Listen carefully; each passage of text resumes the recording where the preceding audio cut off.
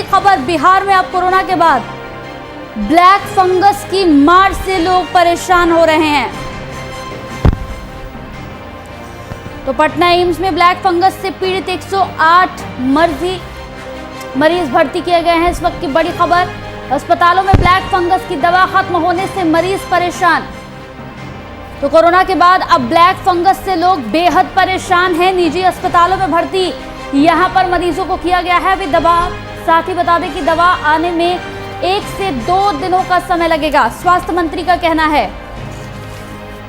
तो आईजीआईएमएस में 125, पीएमसीएच में 28, एनएमसीएच में 11 और निजी अस्पतालों में 100 से ज्यादा मरीज भर्ती।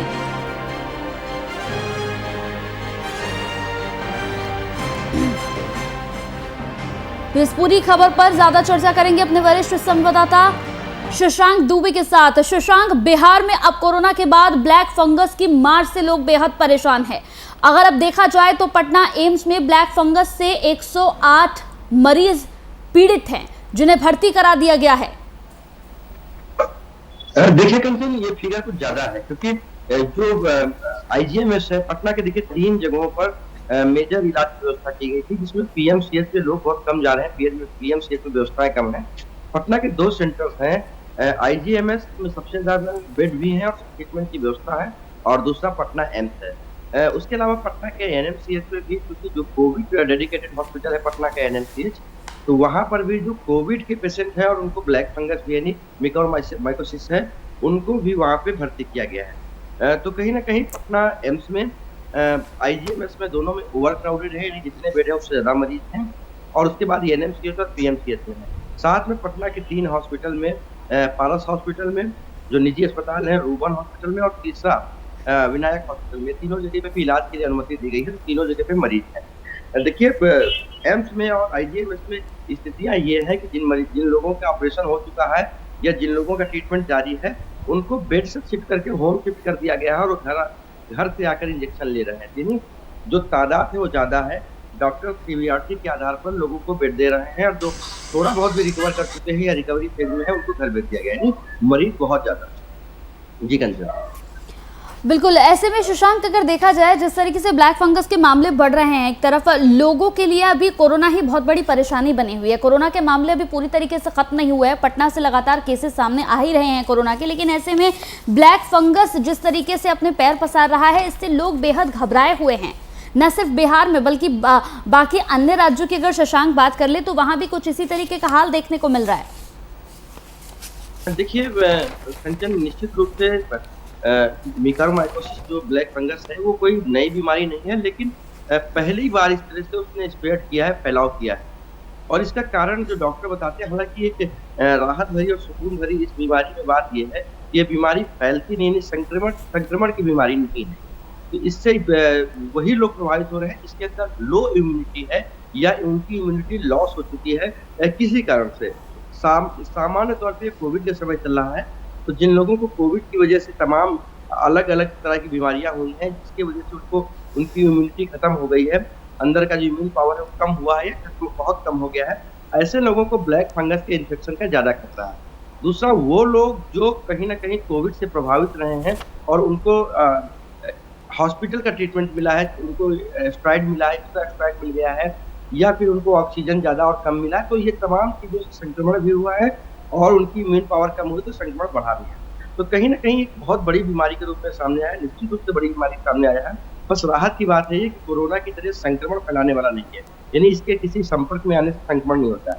लेकिन जिस तरह से ये बीमारी बढ़ी है, ये बताती है कि जो पोस्ट कोविड सिंड्रोम है, वो उसका जो सबसे खतरनाक रूप है। यानी आप कोविड से अगर रिकवर हो गए तो आपके शरीर में तमाम तरह की कहीं ना कहीं कोई दिक्कतें आ सकती हैं, जिसमें डायबिटिक है, हाइपरटेंशन है, कार्डियक प्रॉब्लम है।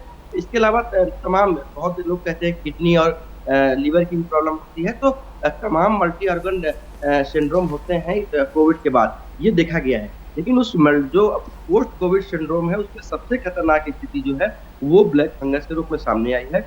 सबसे बड़ा चैलेंज है, बड़ी संख्या में मरीज आ रहे हैं। हालांकि तमाम मरीज ऐसे भी हैं जो कोविड से प्रभावित नहीं रहे हैं, लेकिन क्योंकि लो इम्यूनिटी की वजह से ये जल्दी फैल रहा है, ज्यादा इसका प्रभाव हो रहा है, फंगल इन्फेक्शन है। तो कहीं ना कहीं बहुत सारे ऐसे भी मरीज हैं जो कोविड से नहीं रहे हैं, लेकिन वो इसके शिकार हुए हैं। तो एक महामारी इसको घोषित कर दी गई है, एक बहुत खतरनाक बीमारी है, कि मृत्यु दर बहुत ज़्यादा है। अगर ये माइल्ड स्टेज में नहीं पकड़ा गया, ये मॉडरेट टू सीवियर हुआ तो बहुत खतरनाक बीमारी है। जी करिए। बिल्कुल शशांक, अगर देखा जाए जिस तरीके से लोगों को इससे बचाव के लिए भी बार बार जागरूक किया जा रहा है, लोगों से बार बार किया जा रहा है कि आप किसी भी मास्क को 2-3 सप्ताह से ज़्यादा इस्तेमाल ना करें, या फिर लगातार लोगों को यहाँ पर सरकार की तरफ से भी जागरूक किया जा रहा है। अगर राज्य सरकार की बात कर ले तो ब्लैक फंगस को लेकर राज्य सरकार की तरफ से क्या कुछ तैयारियां कर ली गई हैं? देखिए कंचन, ये डॉक्टरों ने बताया है कि इसके कई कारण हैं। इसमें सबसे महत्वपूर्ण और एक ही कारण है कि ब्लैक फंगस किसी को भी हो सकता है, लेकिन जिसके अंदर इम्यूनिटी पावर बेहतर है, जो इम्यूनिटी अंदर से मजबूत इम्यूनिटी पावर रखता है, उसको ब्लैक फंगस उसके अंदर फैल नहीं पाता है। वो शरीर की जो इम्यूनिटी है उससे, जो अपनी हार्ट इम्यूनिटी उससे लड़ लेती है। लेकिन जो कमजोर है, चाहे वो किसी वजह से हुए हो, ज्यादा वजह इस बार कोरोना है, तो कहीं ना कहीं उनको प्रभावित करता है। दूसरा, चूंकि ये फंगल इन्फेक्शन है, तो फंगल इन्फेक्शन संक्रमित यानी प्रदूषित चीजों से, दूषित चीजों से फैलता है। इसलिए अगर आप मास्क का बार बार इस्तेमाल कर रहे हैं, तो अगर उसमें फंगस है तो आपको प्रभावित कर सकता है। अगर आपकी इम्यूनिटी कम है तो आप इस बीमारी के जकड़ में आ जाए। दूसरा, तमाम तरह की ऐसी चीजें हैं जो पुराने पेड़ों के पास जाने से जहाँ पर फंगस होने की संभावना है, वहाँ अवॉइड करना चाहिए, डॉक्टर का कहना है। क्योंकि अगर आपके पास फंगस पहुंचा और आप कमजोर हैं, तो आप फंगल इन्फेक्शन के शिकार हो सकते हो। और फंगल इन्फेक्शन सिर्फ म्यूकोरमाइकोसिस नहीं है, और तरह के माइकोसिस हैं जो आपको प्रभावित करते हैं। क्योंकि ये ब्लैक फंगस ज्यादा खतरनाक है, ज्यादा इसकी लीथल है, यानी इसका जो खतरा है बहुत ज्यादा होता है जब ये इसका स्टेज बढ़ जाता है। इसलिए डॉक्टरों की सलाह है कि इसको थोड़ा सा अवॉइड करना चाहिए। दूसरा, सरकारी स्तर पर व्यवस्थाओं के लिए जो बातें की जा रही हैं, तो अब तमाम मेडिकल कॉलेज बिहार के और तमाम जिला अस्पतालों में ये कोशिश की जा रही है कि इसके इलाज हो।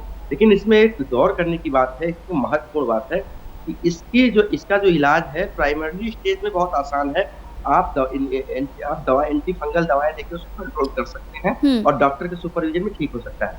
लेकिन अगर ये थोड़ा सा बढ़ जाता है, यानी अगर ये नाक से साइनस होते हुए आंखों में चला गया, उसके बाद ब्रेन में चला गया, तो फिर कहीं ना कहीं इसके लिए पूरी मेडिकल बोर्ड और एक्सपर्ट मेडिकल बोर्ड की आवश्यकता होती है।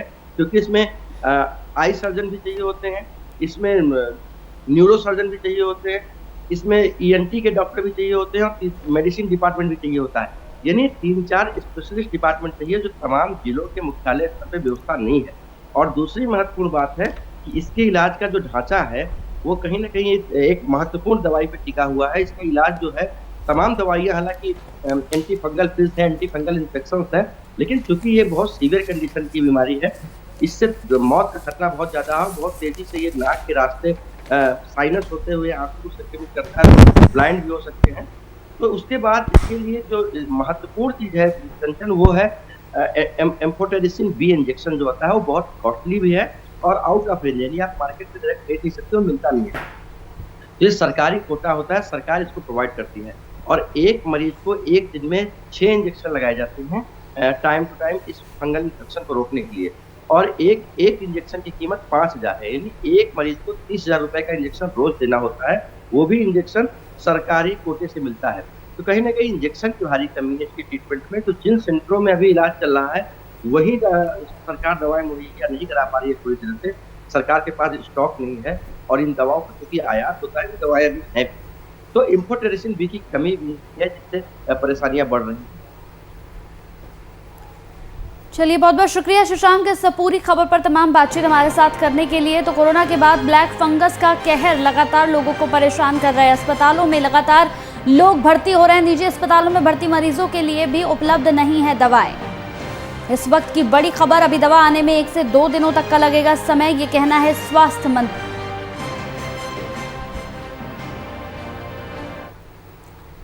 चलिए बढ़ते आगे। तो झारखंड सरकार की ओर से आए दिन ट्रांसफर पोस्टिंग का काम चल रहा है। स्थिति यह है कि कुछ ऐसे भी अधिकारी हैं जिनका 48 घंटे के अंदर ही तबादला कर दिया गया। जो ट्रांसफर पोस्टिंग से राज्य की राजनीति काफी गर्म हो चली है। प्रदेश की बात कर लें तो प्रदेश बीजेपी का आरोप है कि राज्य में तबादला उद्योग का धंधा चल रहा है।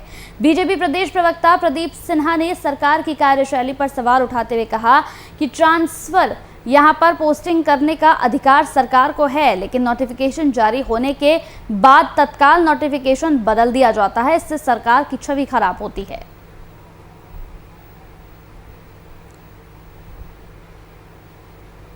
अधिकारी का पदस्थापन या स्थानांतरण सरकार का विशेष अधिकार होता है, परंतु जब सरकार एक सूची जारी करे और उस पर तुरंत रोक लगाई जाए और फिर कुछ दिनों के पश्चात या यूं कहें कि कुछ घंटों के बाद फिर दूसरी सूची आती है, तो निश्चित रूप से फिर संदेह उत्पन्न होने शुरू हो जाते हैं कि आखिर सरकार ने जो पहली सूची तैयार की उसको किन कारणों से रोका गया, किसके दबाव में रोका गया, या फिर कुछ और बातें जो पर्दे के पीछे से सामने आती हैं।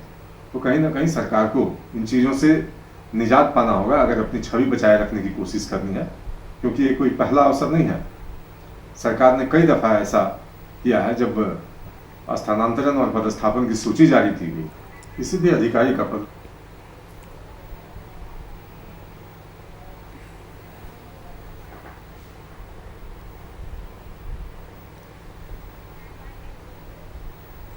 तो गढ़वा में मजिस्ट्रेट के आवेदन पर बीजेपी के पूर्व विधायक सत्येंद्र नाथ तिवारी के साथ 200 से ज्यादा बीजेपी के कार्यकर्ताओं पर एफआईआर दर्ज की गई है। ड्यूटी में तैनात मजिस्ट्रेट के आवेदन पर यह एफआईआर दर्ज की गई है, जिसमें कोविड-19 की गाइडलाइन की जमकर धज्जियां उड़ाने के साथ अन्य धारा लगाई गई है। बता दें कि शहर के रंका चौक पर स्थित इंदिरा गांधी पार्क में 5 जून को इन सभी बीजेपी नेताओं की ओर से बिना कोई सूचना के प्रदर्शन किया गया था, जबकि कोरोना के इस काल में अभी किसी तरह के आंदोलन, धरना, प्रदर्शन करने पर पूरी तरह से रोक है। इसमें मजिस्ट्रेट साहब द्वारा एक आवेदन दिया गया है। मजिस्ट्रेट साहब द्वारा बताया गया कि वहाँ पे जुलूस के लिए परमिशन अलाउ नहीं किया गया था, लेकिन उसके बावजूद भी लोगों द्वारा वहाँ धरना प्रदर्शन दिया गया और लॉकडाउन का उल्लंघन करते हुए बहुत ज़्यादा संख्या में लोग एकत्रित हुए। सीओ वीडियो साहब द्वारा उन्हें बार बार हिदायत दिया गया, लेकिन वो लोग नहीं माने। उनके द्वारा धरना प्रदर्शन दिया गया, लॉकडाउन का उल्लंघन किया गया, जिसके मामले में मजिस्ट्रेट साहब जो डिप्टेड थे उनके द्वारा एक आवेदन दिया गया, जिसके आधार पर प्राथमिक दर्ज हुआ है, अनुसंधान चल रहा है।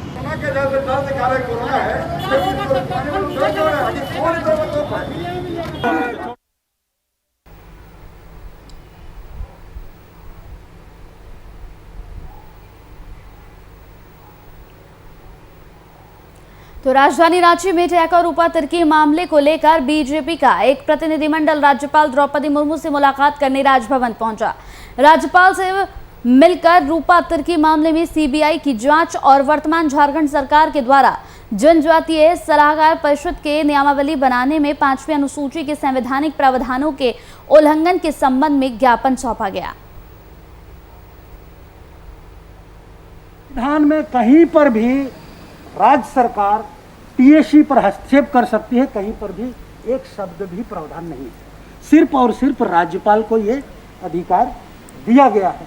उस पर राज्यपाल को दिया गया है राष्ट्रपति के रिप्रेजेंटेटिव के रूप में, राष्ट्रपति के प्रतिनिधि के रूप में राज्य के राज्यपाल को दिया गया है। ऐसी परिस्थिति में जो लाछन लगाया जा रहा है वर्तमान राज्य सरकार के द्वारा कि वापस लौटाया जा रहा है, तो आप तो रिक्वेस्ट करते कि नियमावली बना लो। आप तो हकदार है नहीं, बना नहीं सकते आप, तो आप बना करके कैसे भेज सकते हैं? उसको तो राज्य के गवर्नर को बनाना है, क्योंकि उनको परामर्श देने वाली ये संस्था राज्य सरकार को नहीं है, तो इसलिए गैर संवैधानिक है। और जो राज्य सरकार संविधान के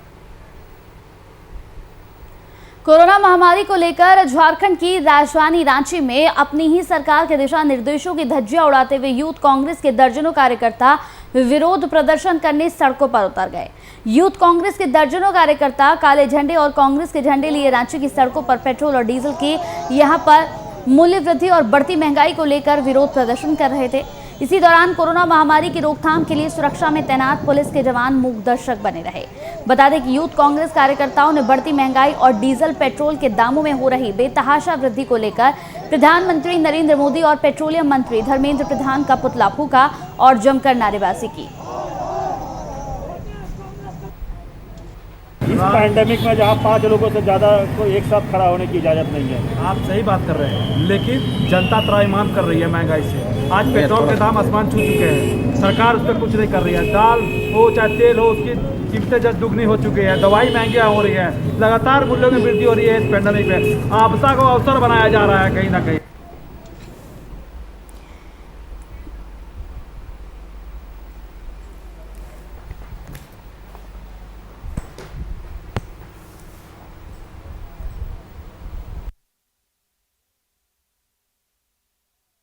पूरी खबर पर ज्यादा चर्चा करने के लिए हमारे साथ हमारे संवाददाता अभिनव जुड़ गए हैं। अभिनव, यूथ कांग्रेस कार्यकर्ताओं का विरोध प्रदर्शन यहां देखने को मिला। एक तरफ कोरोना महामारी है और ऐसे में किसी भी तरह के प्रदर्शन पर, धरने पर या किसी भी आंदोलन पर रोक लगी हुई है, लेकिन ऐसे में यूथ कांग्रेस की तरफ से बढ़ती महंगाई को लेकर, पेट्रोल और डीजल के बढ़ते यहां पर पैसों को लेकर, बेतहाशा जिस तरीके से महंगाई बढ़ रही है उसे लेकर प्रदर्शन किया गया। हाँ, बिल्कुल सही कह रहे हैं आप देखिए कि यूथ कांग्रेस का जो है कल प्रदर्शन हुआ था रांची के अल्बर्ट टिकट चौक पर, और इन्होंने धरना कह सकते हैं कि हाथों में बैनर और पोस्टर लेकर इन्होंने धरना प्रदर्शन वहाँ पर किया था। एक कह सकते हैं उसके बाद फिर जुलूस भी निकाला गया बढ़ती महंगाई को लेकर। आप देखिए कि किस तरीके से जो पेट्रोल के प्राइसेस है वो हाइक हो रहे हैं, लगातार इसमें वृद्धि देखने को मिल रही है। अब जो आंकड़े बता रहे हैं वो कहीं ना कहीं चिंताजनक है। आप देखिए कि अब पेट्रोल के जो प्राइसेस है वो 100 रुपये के पार पहुँच गए हैं। मैं अगर हम मुंबई की बात कर ले तो मुंबई में भी जो रिपोर्ट आ रहे हैं सामने के 100 रुपये के आसपास पेट्रोल हो गया। कई और राज्यों में यही स्थिति देखने को मिल रही है। तो लगातार बेतहाशा वृद्धि पेट्रोल और डीजल के जो प्राइसेस है वो देखने को मिल रहे हैं। झारखंड में भी कम वैसे यही स्थिति देखने को मिल रही है कि पेट्रोल और डीजल के जो प्राइसेस है कंटिन्यूस वृद्धि हो रही है। आप देखिए कि कोरोना का जो दूसरा लहर आया, किस तरीके से कह सकते हैं कि कहर बरपाई, कई लोगों की मौतें हुई। अब देखिए कि क्या स्थिति बनी। हालांकि अब धीरे धीरे जो है कोरोना के केसेस कम होने लग रहे हैं, लेकिन स्थिति फिर भी यूँ कह ले कि चिंताजनक इसलिए है कि अब जो है महंगाई की मार लोगों को मिल रही है। जिस तरीके से आप देखिए रोज़गार छिन गए। मैं आंकड़ा एक बता दूं कि अप्रैल माह में कई लाखों लाख नौकरियां चली गई। तो स्थिति बिल्कुल ही चिंताजनक है। एक तरफ कोरोना ने बिल्कुल कह ढहा और अब रोज़गार चले गए हैं, और ऐसे में महंगाई बढ़ रही है, पेट्रोल के प्राइसेस बढ़ रहे हैं, कई और चीज़ों के रेट बढ़ रहे हैं। तो ऐसे में जो लोग हैं बिल्कुल परेशान और हताश है, और शायद यही वजह है कि यूथ कांग्रेस ने कल प्रदर्शन किया है। यूँ कह ले कि जुलूस निकाला है, हाथों में बैनर पोस्टर लिए हुए थे। जो केंद्रीय पेट्रोलियम मंत्री है धर्मेंद्र प्रधान, उनके खिलाफ नारेबाजी की है, केंद्र सरकार के खिलाफ नारेबाजी की है, और बेतहाशा वृद्धि को लेकर यूँ कह ले कि प्रदर्शन किया है। तो जाहिर सी बात है, लेकिन एक बात आप जो बोल रहे हैं कंचन की, इन्होंने जो नियम है उसका उल्लंघन किया है, बिल्कुल उल्लंघन किया है। चूँकि अगर राज्य सरकार की बात करें तो एक गाइडलाइन जारी की है कि जिसमें 5 लोगों से ज़्यादा लोग इकट्ठा नहीं हो सकते हैं, और ऐसे में आप देखिए कल का जो सीनेरियो देखने को मिल रहा था जहाँ पर इकट्ठा लोग थे, 5 लोग से ज़्यादा थे और एक साथ थे। तो ऐसे में सवाल भी खड़े हो रहे हैं कि आखिर जिसकी सरकार है, कांग्रेस की गठबंधन की सरकार है, और ऐसे सरकार ही के जो लोग हैं, जो काम करने वाले लोग हैं, जो कार्यकर्ता है, जो नेता है पार्टी के, वो इस तरीके की गलती करते हैं, तो ये कहीं से भी बर्दाश्त करने लायक नहीं है। हालांकि उनके तर्क भी सामने देखने को मिल रहे थे। उनका कहना था कि आप देखिए कि किस तरीके से जो रेट है वो बढ़ने लग रहे हैं, पेट्रोल डीजल के, कई और चीज़ों के रेट बढ़ रहे हैं। ऐसे में अब रोडों पर उतरना होगा, सड़कों पर उतरना होगा और आवाज़ को बुलंद करना होगा। ठीक है, हमने गलती की है, उन्होंने एक्सेप्ट भी किया कि हाँ हमने गलती की है, जो गाइडलाइन था उसका उल्लंघन किया है, लेकिन अब जो है पानी सर के ऊपर हो गया है। अब जो है प्रदर्शन करना ही होगा, आवाज़ बुलंद करना ही होगा।